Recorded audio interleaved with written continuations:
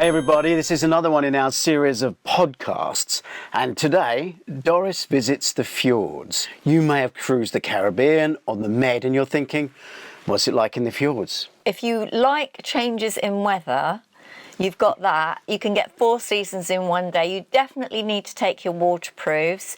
You can get gorgeous sunshine, you can get freezing cold. So I think if you want to go to the fjords, you're in for a treat.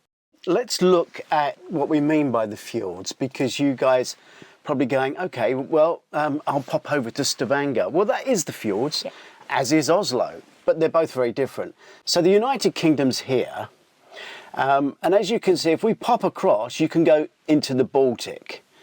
Well, that's not the fjords. Those Baltic cities, or the Hanseatic lead trading cities, is another cruise.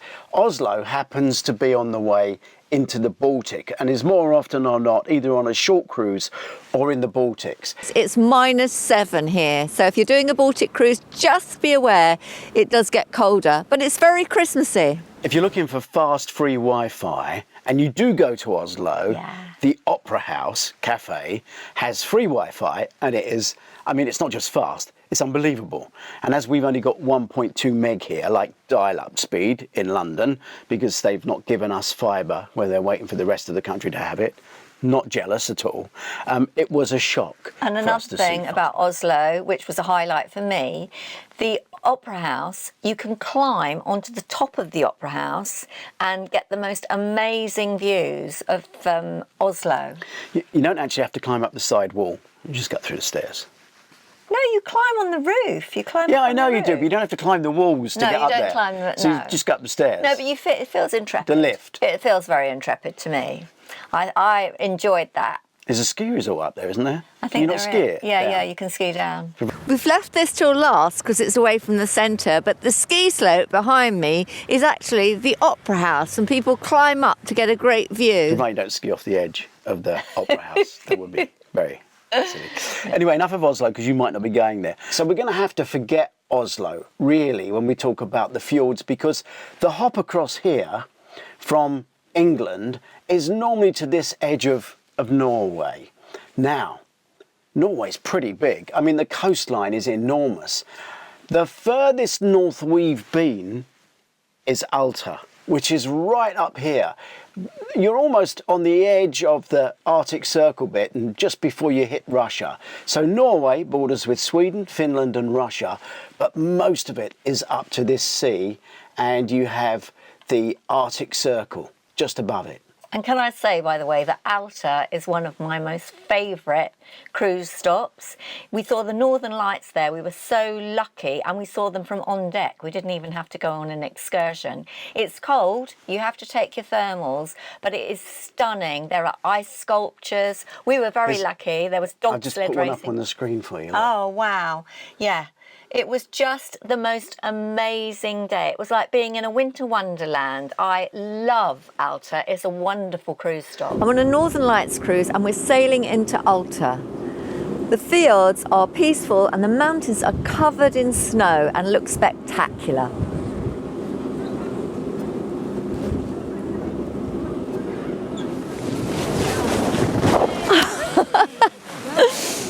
Alta is at the end of the world's longest dog sled race, and these are all done in honour of that. Make any of these statues? A few of them. Did you? Yeah. They're absolutely amazing. Thank you.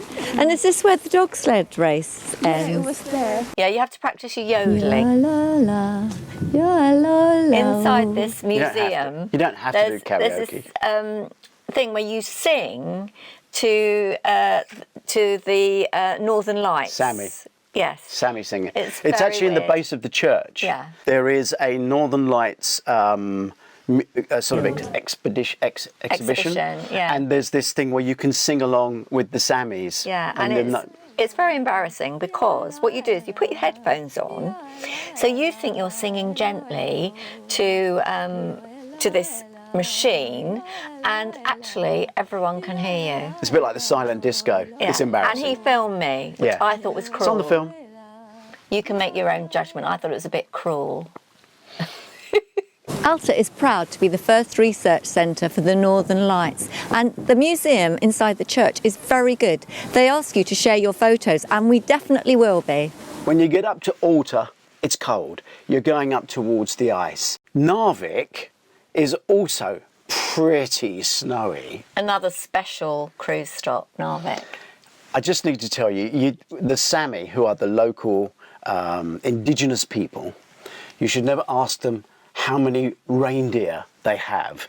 It's a bit of an insult. It's a bit like asking someone how much money they've got in their pension fund, because wealth is judged by the size of your herd. But I went on the Offerton rail expedition and we passed all of this area. It was fantastic. What were you doing? Did you walk around the town? I walked around the town and had a lovely day. If you want to get the bus to go up in the cable car, it's where the shuttle bus drops you off. Take the number 1 bus. It'll cost you 275 kroner to go up in the cable car. It's an 8-minute ride, spectacular views. If you walk along from where the shuttle bus drops you off towards the hotel, which they call the Kettle, and the Needle, which is a monument to peace, you'll find the Tourist Information Office. Right. Well, there's a video of that, and there's a video of the train journey. So if you're going, what's the Offerton train journey like? We have a video of that. We have one of the town.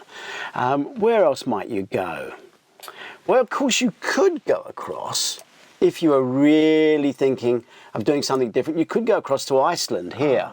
Now, from England or from Scotland, you could be going from Newcastle or Liverpool, could be going from anywhere. But the trip to Iceland is kind of just as close as Norway. Yeah, and Reykjavik is so special.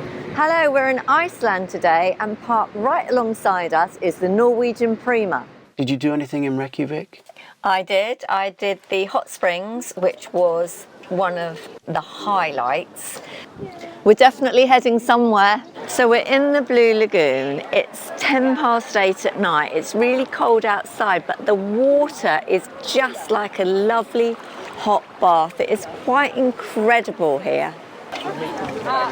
I'm just queuing up to get my mud mask.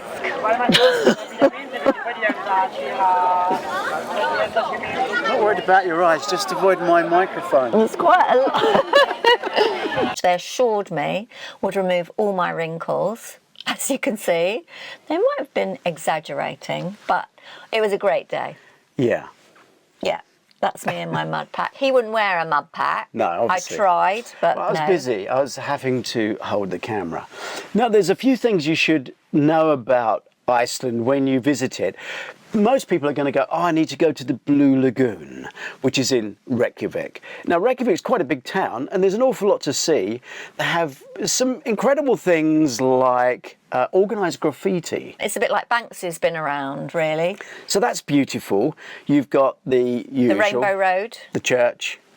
Yeah. Which is quite nice, quite modern actually. It's not a particularly period church. Lots of sculptures, lots of art up there. So the question is, do you want to go all the way out to the Blue Lagoon? You have to pay for the transport and you have to pay for entrance. It's not cheap. And there's a lot of other things to see in Reykjavik. Now, I'm only saying that because there are other stops which you will probably make. The free transport to the lagoon. Book a Forest Lagoon Spa. This is where you pick up the free shuttle. It's just outside the tourist office. Now, how about Haugesund? There's this strange, it's a lovely little village. Yeah. When I got there, I remembered I'd been there and made a film there years ago, and I still can't remember what the movie is, even though I remembered it then, something blue something, I don't know, a long time ago. There's a statue of Marilyn Monroe there, and I don't know why. Down by the waterfront is the Marilyn Monroe statue. It was rumoured that her father came from here. That turned out not to be true, but they'd erected the statue anyway. Very easy to walk around. You can visit lots of different places in a day easily, can't you? You can. Now, there also is a very old church which they've started digging under. So tourists aren't allowed in here at the moment, but the plan is to make it into a medieval park. And when you think about Norway and the fact that most of the buildings are made from wood, the fact that this is all made from stone is quite incredible. And there is something which, I didn't get too excited about because to me it was just like a film set. But there is this Viking village where they've got lots of houses and people go there and sit in them and pretend to be Vikings.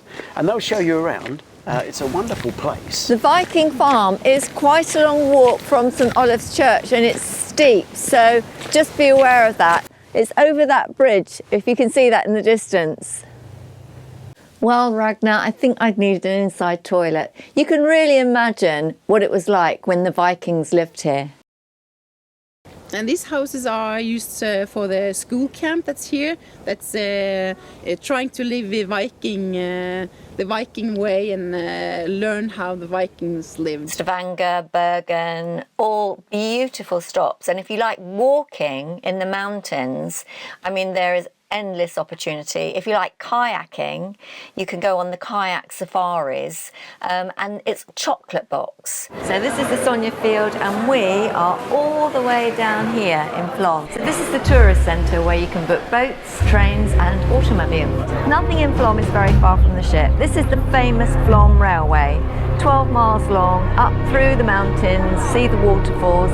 Best to book in advance or go on a tour with the ship. And this is where you hire your bike, right next to the railway station. You can rent a talking car. It talks to you on the way round. For 80 euros you can go to Ireland, and for 1500 you could go to Haugesund, where there are beautiful views. The ride is 2 hours 15 minutes and it's 790 krona. It's very expensive, so I wouldn't do a lot of shopping there unless you've got very big pockets. Yeah, you need to get a mortgage for a coffee. Yeah, I was shocked. I thought they'd got the bill wrong when we ordered 2 coffees. They did. It was wrong for us. Yeah, wrong for us. Yeah. I thought they must have thought we had pastries as well or something. And I asked the lady, how can you afford to live here? And she said, we earn a lot more money than you. So... They have to. Yeah, they have to. There's a lovely TV show about Stavanger. State of Happiness. State of Happiness. Yeah. You can find it on BBC iPlayer. Yeah, I think it was a BBC 4 series. Yeah, it's a brilliant series. It's half English, half Norwegian. It is a really good series. But actually, they didn't need to change anything because Stavanger still looks like it did in the 70s. If you turn right just from where the ship stops, it's signposted Old Town. You'll come across the most beautiful village with windy, cobbly streets.